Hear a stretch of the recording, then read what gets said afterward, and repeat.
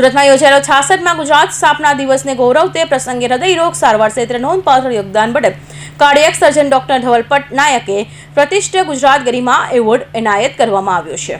આ એવોર્ડ રાજ્યના ગવર્નર આચાર્ય દેવવ્રત અને મુખ્યમંત્રી ભૂપેન્દ્ર પટેલના હસ્તે આપવામાં આવ્યો હતો। મૂળ ગણદેવ વિસ્તાર ડોક્ટર નાયક હૃદય સર્જરી ક્ષેત્રે 20,000થી વધુ સફળ સર્જરીઓનો વિશાળ અનુભવ ધરાવે છે।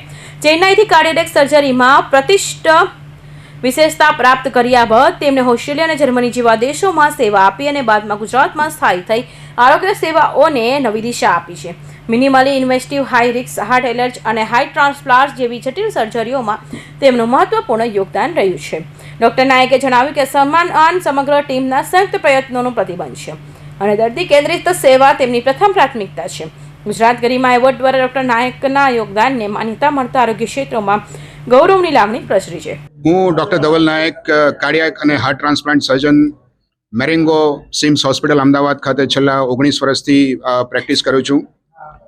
આપણા બધાને ખબર છે ગઈકાલે સુરત ખાતે ગુજરાતનો 66મો ગુજરાત સ્થાપના દિવસ અથવા ગુજરાત ગૌરવ દિવસની ઉજવણી મોટે પાયે થઈ હતી અને ગુજરાત ગવર્મેન્ટ દર વર્ષે જે સમાજની અંદર સારું કામ કરતા હોય એ અલગ અલગ ફિલ્ડમાંથી અમુક લોકોને સિલેક્ટ કરીને તેને ગુજરાત ગરિમા એવોર્ડ આપતી હોય છે અને મારું એ અહોભાગ્ય છે કે ગઈકાલના એ ફંક્શનની અંદર મને ગુજરાત ગૌરવ એવોર્ડ એનાયત કરવામાં આવ્યો હતો।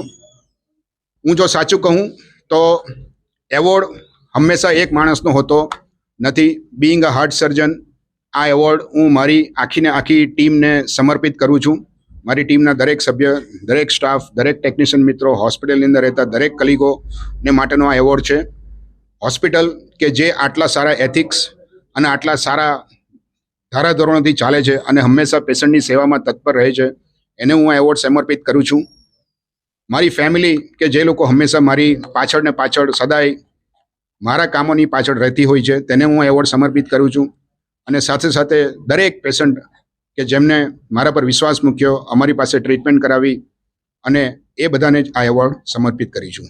આ એવોર્ડની સાથે સાથે જ મારી થોડી સોશિયલ રિસ્પોન્સિબિલિટી વધતી હોય છે અને હંમેશા અમે અમારી આખી ટીમ સજાગ રહીશું કે ભવિષ્યની અંદર આપણા રાજ્યની, આપણા દેશની પ્રજા, લોકો સ્વાસ્થ્યની રીતે સારા રહે એને માટેના અમે બધા જ કાર્યો કરતા રહીશું।